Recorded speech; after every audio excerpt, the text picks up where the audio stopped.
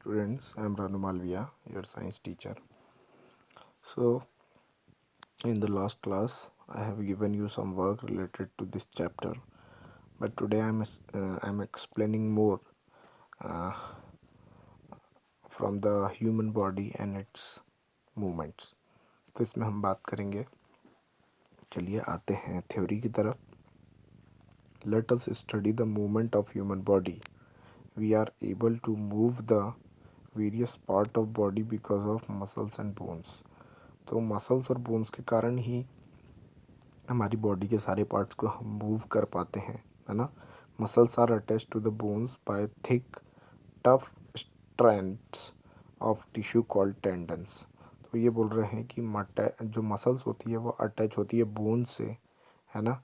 और वो किसके कारण होती है, तो स्ट्रैंड्स ऑफ टिश्यू जिसको टेंडन्स बोला जाता है, वो टेंडन्स के कारण अटैच होती है. तो ये ऑलरेडी मैं आपको बता चुका हूँ कि बोन से जो मसल्स है उसको अटैच करने का काम टेंडन्स का होता है ना. टेंडन्स जो होती है वो बोन से मसल्स को अटैच करने का काम करती है. आगे देखते हैं. The muscles work in pairs. जो मसल्स है वो पेयर्स में वर्क करती है हमेशा. भाई एक कॉन्ट्रैक्ट होगी तो एक रिलैक्स होगी, है ना. दो पेयर्स होते हैं मसल्स के हमेशा, तो एक कॉन्ट्रैक्ट होगी तो एक रिलैक्स होगी. जब आप एक को स्ट्रेच करेंगे तो जो दूसरी मसल है वो हमेशा क्या होगी, स्ट्रेच कर, तो दूसरी रिलैक्स होगी. चलिए देखते हैं यहाँ पर. The muscle work in pair when one muscle contract. जब एक कॉन्ट्रैक्ट होगी तो the other muscle relax to move the bones, है ना. दे आर अटैच्ड, एक दूसरे से अटैच्ड होती है. Now this result in movement of body parts. इसी के कारण बॉडी पार्ट्स में मूवमेंट हो पाता है. तो एक रिलैक्स होगी तो एक अटैच होगी, सॉरी आई मीन कॉन्ट्रैक्ट होगी. तो देखिए मैं यहाँ पर एक डायग्राम बनाता हूँ. जैसे कि मान के चलिए ये आपके हैंड का डायग्राम है, इस तरीके से समझ लीजिए, है ना. और ये आपके फिंगर्स है ना. और ये आपके शोल्डर पर जा कर के अटैच हो गया.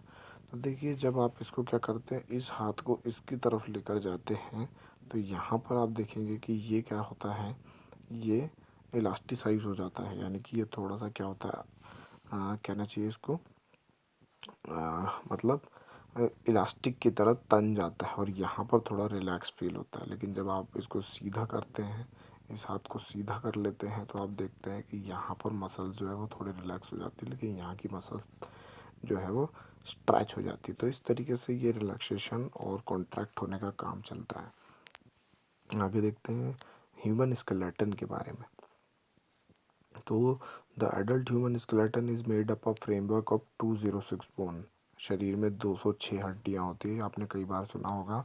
So the adult human skeleton, जो एडल्ट होते हैं यानी कि बड़े हो जाते हैं, अधिकतर बच्चों में बोन्स ज़्यादा होती है, हमेशा याद रखिएगा. लेकिन जब वो बोन्स एक दूसरे से अटैच हो जाती है, अप्रॉक्सीमेट 300 बोन्स होती है बच्चों में, छोटे बच्चों में. लेकिन जब वो जैसे जैसे व्यक्ति बड़ा होता है तो बोन्स एक दूसरे से अटैच होकर के, वो कई सारी ऐसी बोन्स होती है जो एक दूसरे से जुड़ जाती है और वो धीरे धीरे फिर उनका नंबर कम होने लगता है. और फाइनली 206 यानी 206 बोन्स होती है एक एडल्ट के शरीर में.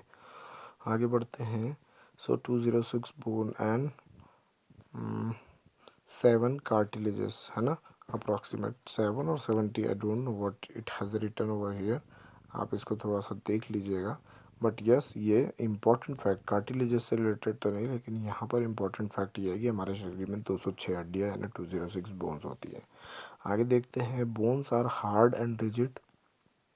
जो बोन्स है वो हार्ड और रिजिड होती है, एकदम कठोर होती है ना. They are richly supplied by blood. और उनमें हमेशा ब्लड आता रहता है. किसके थ्रू, तो ब्लड वेसल्स उससे अटैच होती है ना. They are richly supplied by blood vessels, है ना.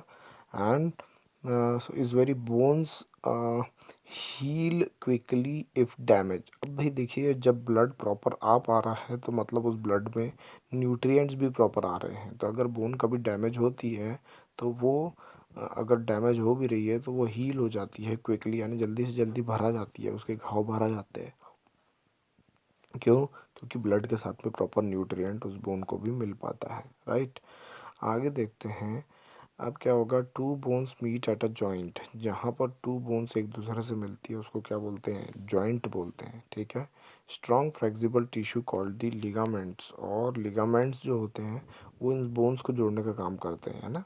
Hold the bones together at these joint, तो जॉइंट जहाँ पर दो बोन मिल रही है और इन जॉइंट को प्रॉपर तरीके से अगर कोई जोड़े रख रहा है तो वो है लिगामेंट्स, है ना, इनको याद रखना।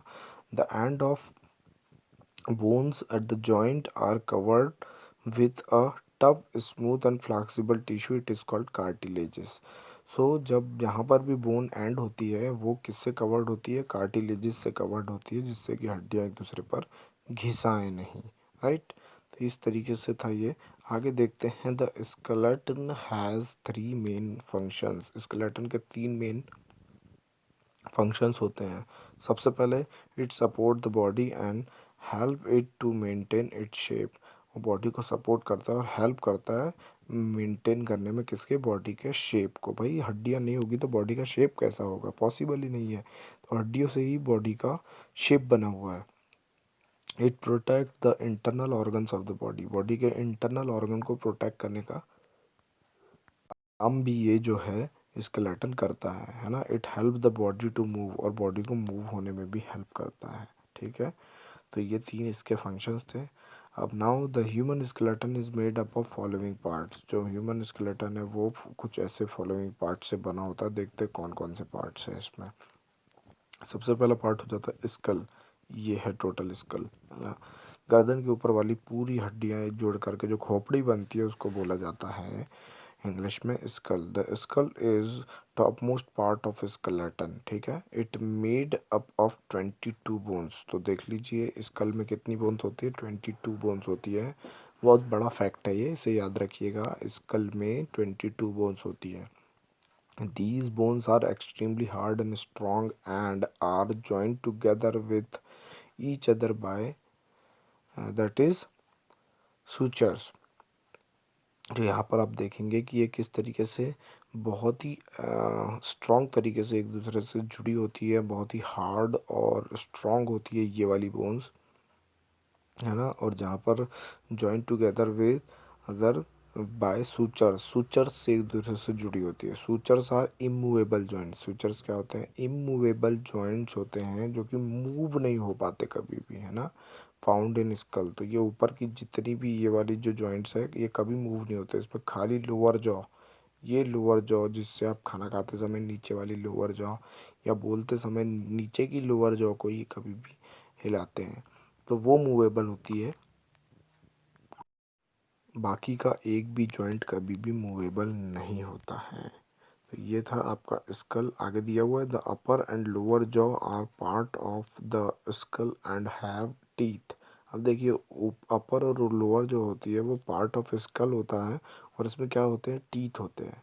While the bones of upper jaw are fixed, upper jaw की जो बोन है वो फिक्स होती है, but the lower jaw is movable, नीचे की जो लोअर जॉ होती है वो मूवेबल होती है, ठीक है।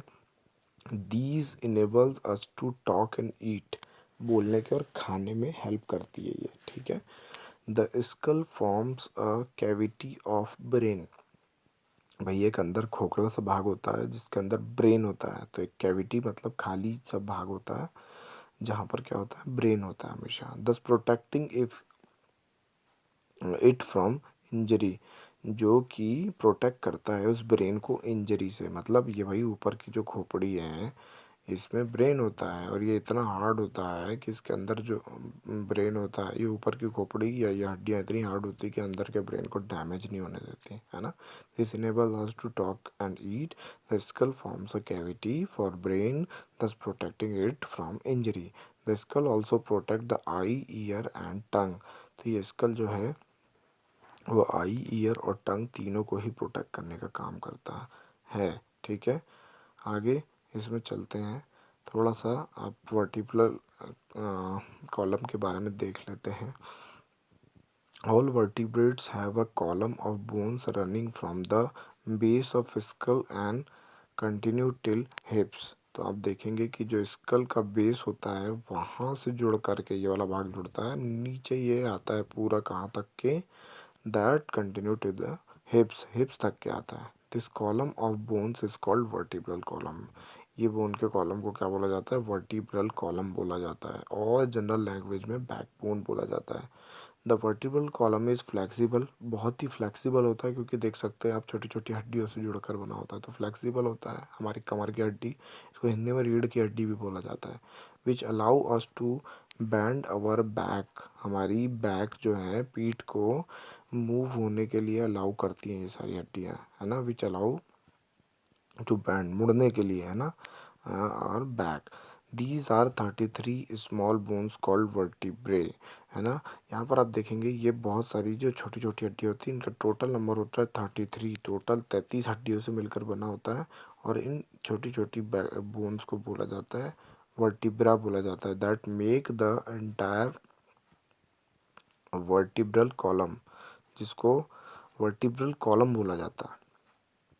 पूरे तरीके से जो बना होता है इसको वर्टिब्रल कॉलम, देख सकते हैं आप कॉलम की तरह खड़ा हुआ है तो इसको वर्टिब्रल कॉलम बोला जाएगा। भाई वर्टिब्रा से मिलकर के बना हुआ कॉलम वर्टिब्रल कॉलम कहलाएगा, ठीक है।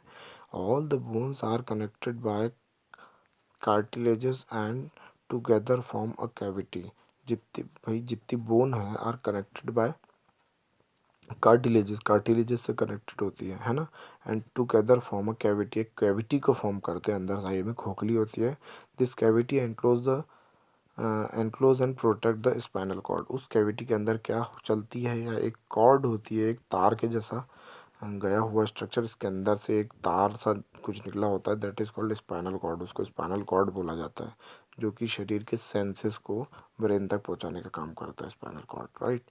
सो the vertebral column also support the head, और वर्टिब्रल कॉलम हेड को भी सपोर्ट करने का काम करता है ना। उसी के ऊपर तो हेड फिक्स होता है, ठीक है। तो इस तरीके से आप देख सकते हैं कि ये था आपका वर्टिब्रल कॉलम के बारे में। इसके आगे हम बात करेंगे नेक्स्ट क्लास में रिब केज के बारे में। तब तक के लिए अपना ख्याल रखिए और खुश रहिए। Thank you dear students, thanks a lot, take care, bye bye.